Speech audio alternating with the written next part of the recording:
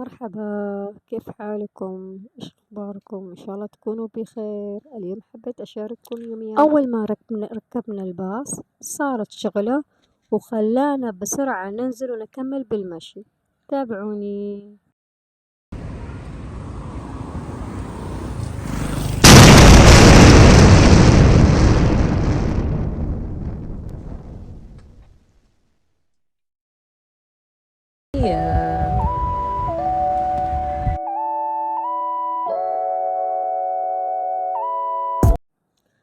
أنا ما دخلت السوق اليوم عشان أشتري الوردة، بس عشان شكلها أو ريحتها.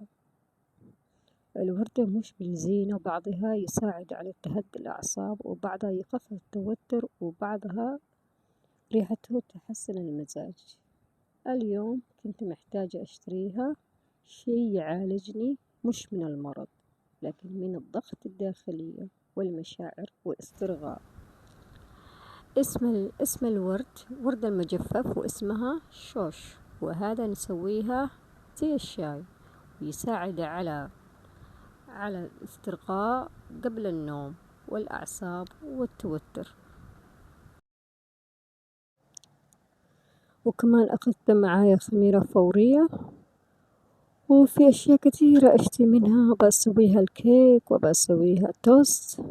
إن شاء الله بعدين أوريكم. كنت مستعجلة صراحة ما قدرت أوريكم ولا حقت شي. الآن محل الباص وطلعنا الباص، ركبنا أنا وأختي. يا الله بسم الله، الصراحة ما كنا نتوقع هذه اللحظة أبدا، ما كنا نتوقع.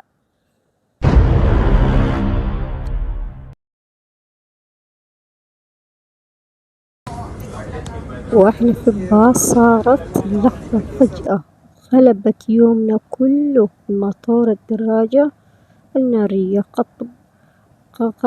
خبطت الباص وكلنا انصدمنا، وكانت اللحظة خوف. واحدة من الركابة طاحت وانجرحت، وجاءت الإسعاف بسرعة. فعلا اللحظة خلتني أرجع نفسي. الحمد لله إن كل شيء عدت على خير.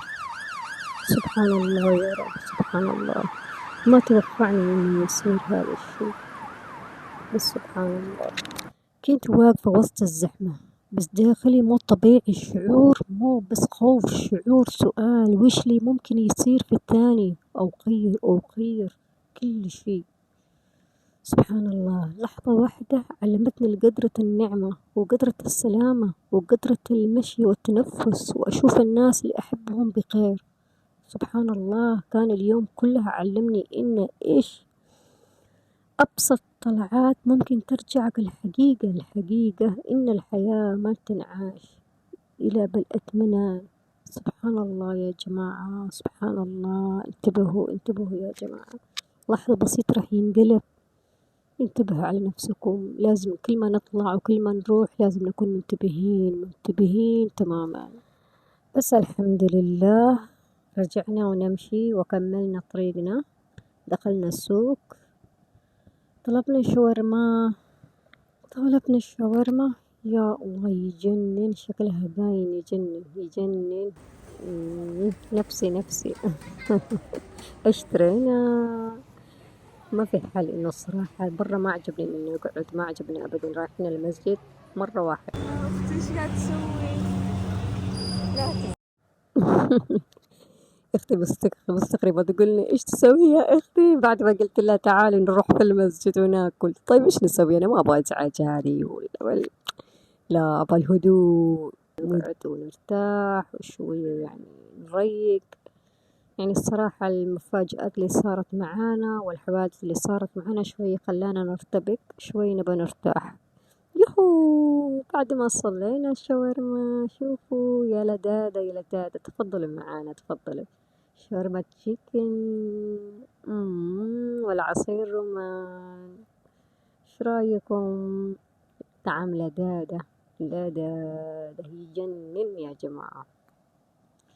الآن طلعنا وخلصنا وراجعين البيت، لكن سبحان الله يعني هذا الخرجة وهذا الطلعة مثلا يعني أعطانا درس صراحة، درس إنه لازم كل لحظة نكون منتبهين، كل لحظة يا جماعة. الحمد لله على كل شيء، الحمد لله. وأنا وأختي إن شاء الله أشوفكم الفيديو قادم. كل لحظة نعيشها حتى لو كانت بسيطة أو فيها خوف فيها رسالة. وأنا اليوم تعلمت أقدر الحياة أقدر وأقدر النعمة والأمانة، وقلبي ممتنع لكل لحظة عدت بالسلامة. إذا عجبكم هذا النوع من الفيديو اكتبوا لي تحت وشاركوني. لو مر عليكم يوم غير نظرتكم الحياة لا تنسوا تحطوا اللايك والاشتراك. لو